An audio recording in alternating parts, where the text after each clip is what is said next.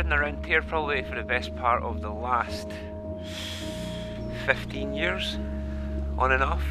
So, been racing bikes since I was about 12 years old, and I'm going to be 37 in a couple of days, so a couple of years under my belt. When I ride my bike, I tend to be quite quiet. I don't really talk. It's almost like you're kind of your meditation. Clear your head and, you know, get a bit of headspace for yourself. So.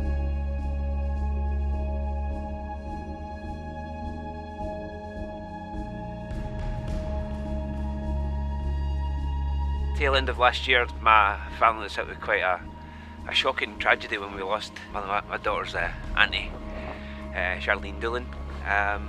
She went into hospital for an operation, and unfortunately she ended up getting a thrombosis, and basically the family were going through hell for the best part of 2 or 3 months, just in and out of hospital. She was in and out of comas and on life support, and it was a really, really horrible point for the whole of the family.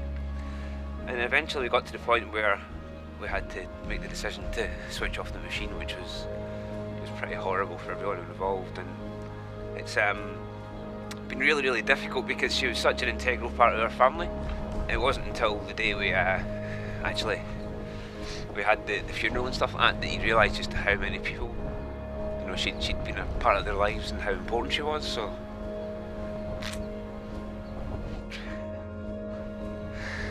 it's just quite hard. That's the best way to talk about it. You see your wife and family, and then one day I was just out riding. I just thought to myself, this just isn't right. I need to do something to change this. Just thought, right, what can I do? Mark Beaumont's done a 500-mile non-stop ride around the top of Scotland. How long did it take him? So it took him 38 hours. So I was thinking, I'll go for that.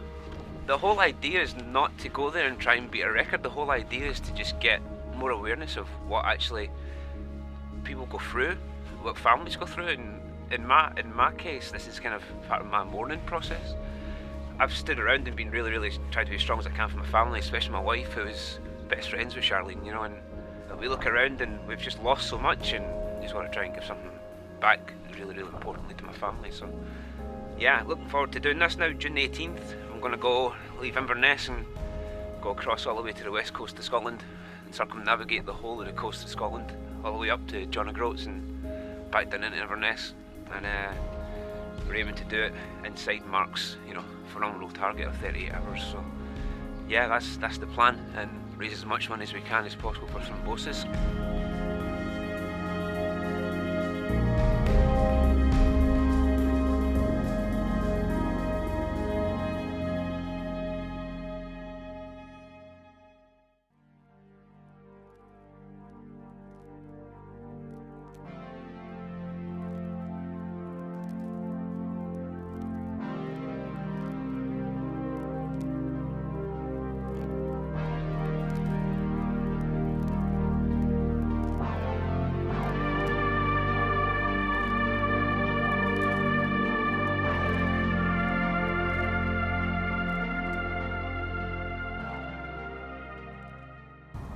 It was a day of just doing two things that I really love doing. That's riding my bike and eating food. So it was quite cool from that point of view. I suppose the obvious high is pulling it all off. It was about 7 or 8 months of just crazy planning, and for me it's always about keeping things simple and simplifying everything as much as possible. So the first thing was having the idea, having the crew, having the equipment, massive amount of help from so many different sponsors. It was one of those things that really, really kind of restored your sort of faith in humanity, because people are just giving their time up, and it's great to have that support. And now we've done this crazy massive journey, and we've been part of something which I don't think we'll ever really forget it, to be honest with you.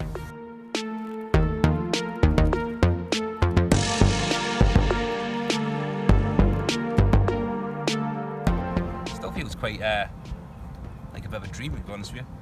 It's still quite funny to look back at the footage and think of the time spent, especially now when 1 year ago I was in a big training phase, and to go forward a year having achieved it, and look back at all the help I had and how it's helped the family and the money we raised as well. It's the best part of £15,000 for charity, which is huge for a small charity like Thrombosis UK. It's really, really proud of it. At the same time, it still feels like a crazy dream.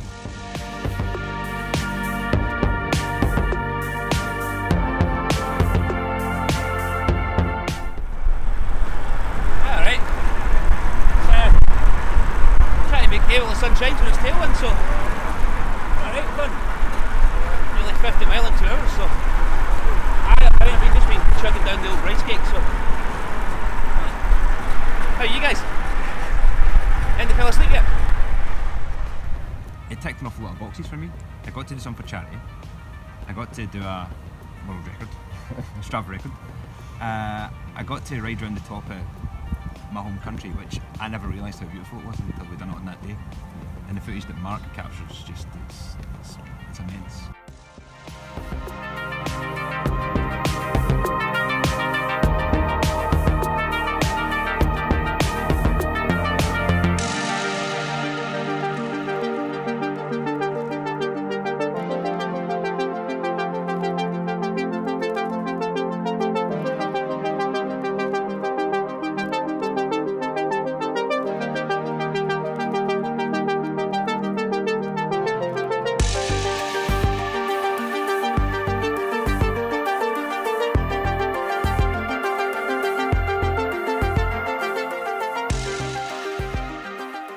That happened without, you know, the help from like yourself, Chris, and Ivor, everyone who's on that list of people who were there. Yous were all there for a reason, and yous all had your individual added value.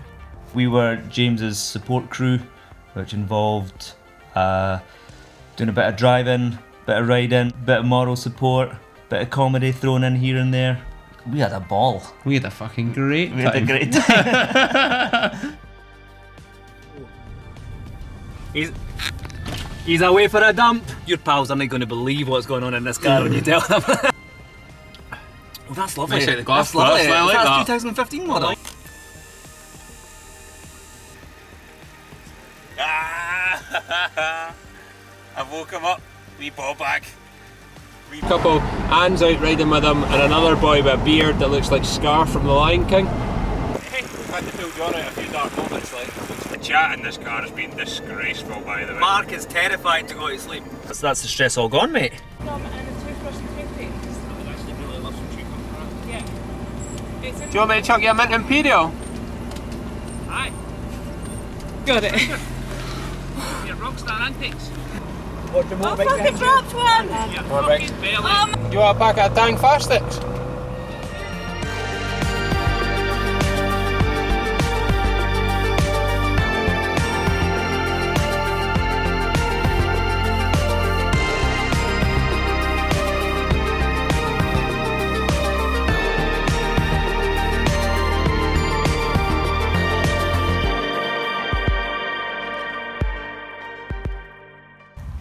I remember stopping in Hullpool and getting fish and chips and finding a coffee shop which sold like real coffee, and we were eating the fish and chips at the edge of the dock, feeling really guilty. Feeling really guilty. Should we tell them? This is at the point where I'm like not even able to eat anything. I'm like just taking gels and Haribo. Hey, dark moments back there, boys. Aye. So you don't get a chip either.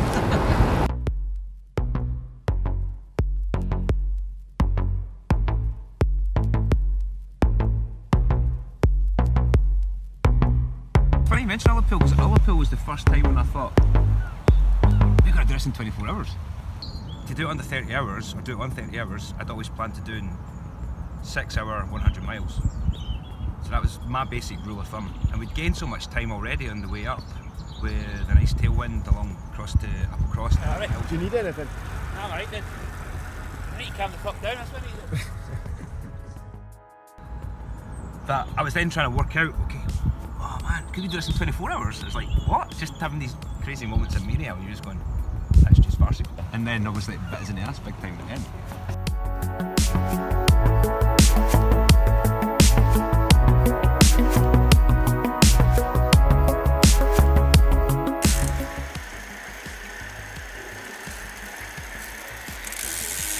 They are dry as hell. That's how it works, eh?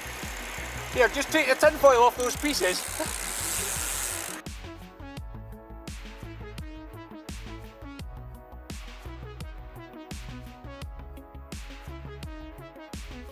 Yeah. You think you're at the top and you're like nowhere near it? Aye. Do you want us to go on ahead of you? That's quite a nice restraint, ain't it? Oh man, do you like a bit of chat? It's only taken me, hold on, I'm not going to calculate this, 12 plus 4 plus 3, 4, 3, 7, 15 hours? What? What? I can't do that! 19 hours, 19 hours. How much have you been drinking? What is wrong with my maths?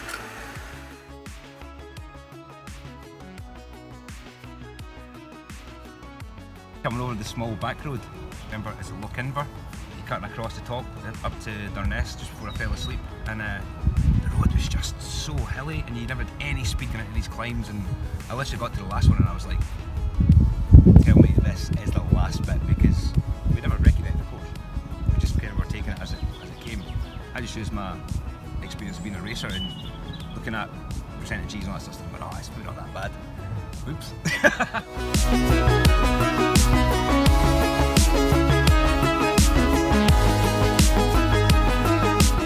I feel alright, it's just these f***ing stupid hills that are f***ing up.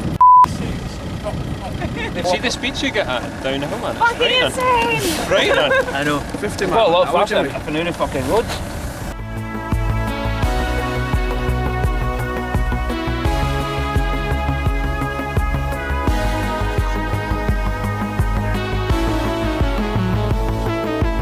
How you feeling though?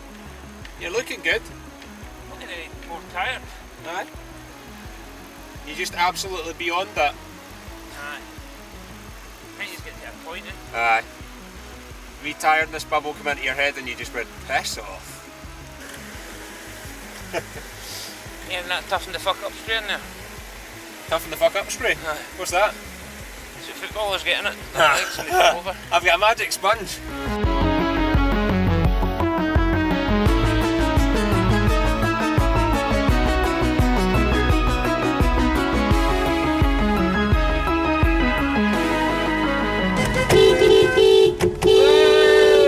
Go on, Jimmy!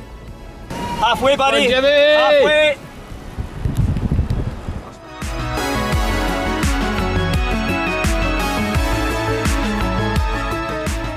All the little things I guess we didn't really think of until we were doing it, like, you know, what's it going to be like riding through the night? Like, I think that for me, that was one of my lasting memories, was Jimmy sandwiched in between the two cars, in the pitch black on this little, wasn't even a B road, was it? It was It's like a Single small track, but yeah. that's all that I think is the fact that we hadn't planned the way in which we planned it.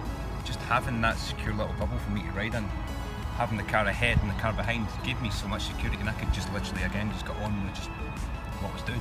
And then obviously in the darts where you can make up a lot of time, because a lot of people would be quite apprehensive about riding flat out down descents and stuff if you've not got that little bubble. Yeah. So that was, for me, that was pretty much fundamental to the success of what we did. It was only a few hours, but it was a really important few hours.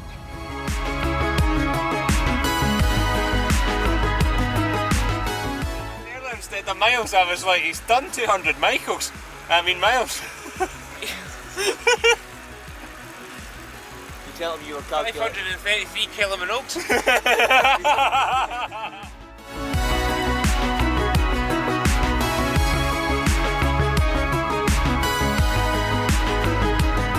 What's it?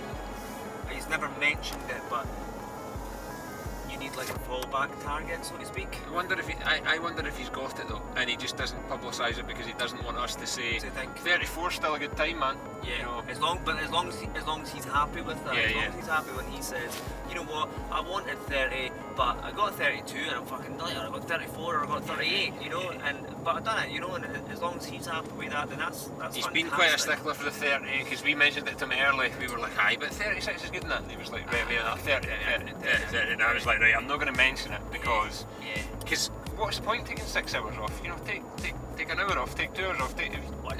Yeah. Yeah. 273 you're at, Miles.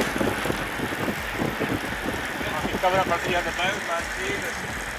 I think Durness is 300. Right. Then it's 100 along the top. And 100 back down.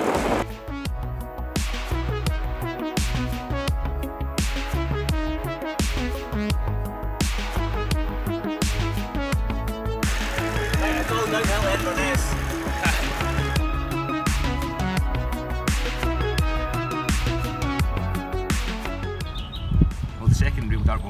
back on the bike after falling asleep, which took an awful lot of willpower, but you had that little voice in the back of your head saying, get out of the car, get on the bike. My arms keep walking up. You see my forearms? Yeah. It's just because you're grooving on. It's just the... I can see like right there. Yeah. It keeps on walking up in my triceps.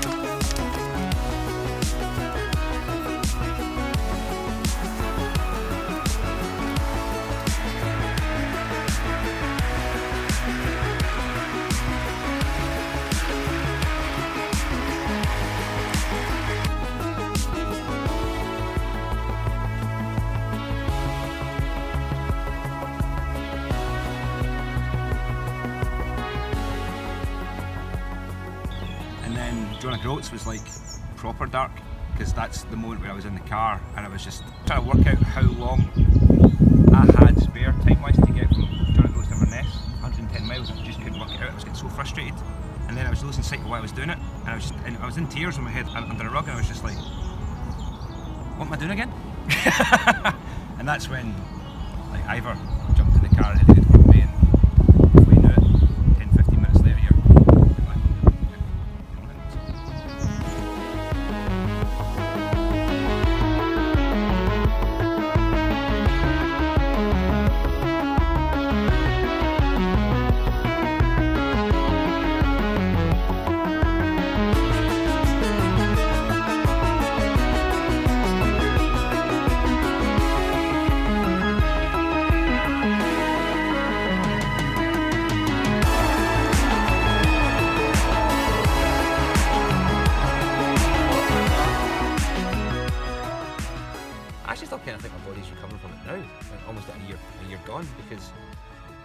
It doesn't seem to want to give me any top end at the moment, and I've been trying to get that top end back. I'm just getting older. But the one thing it really did suffer was that my arms were really sore mid-ride. I mean, after about a couple hundred miles, my forearms were killing me. My feet were going pins and needles, and any time I sat down, I just couldn't feel my feet, which is it's a little bit alarming. So I went to a physio, and they said that basically what I'd done, because of the position I'd been in, we'd been in aero bars and for such a prolonged period of time, I basically stretched my nervous system to its end, from its core all the way, from the top to bottom. So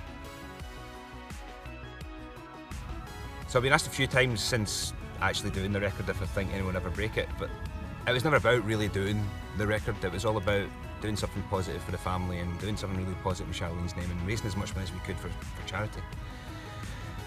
The thing is that it's really difficult to say, yeah, I think someone will break it, because it's my record, but at the same time, the conditions that we had on that day were eerily fantastic. And I know the training that I put in, and I know my background in cycling and all the years of experience that I've used to get round that loop round the 500. And I mean, we're talking up at 4 in the morning and doing 5 hours before you start your work. You're talking about going on the turbo trainer at lunchtime. You're then going out at like 11 o'clock at night for another 4 hours. So you're cramming in 10 hours training a day for 3 days back to back, as well as trying to hold down a full-time job as a DS with a cycling team. So that had its challenges. Even when I was on tour, I was having to do stuff like get up at 7 o'clock and go for runs, or go in the gym just to keep myself going and maintain that training load. But if someone does break that record, there's no chance I would go there and try and take it back off them, because I know just how hard it is, and I know how hard I had to work. And if they take that record, hats off to them, and I'd personally love to shake their hand and give them a big hug and congratulate them.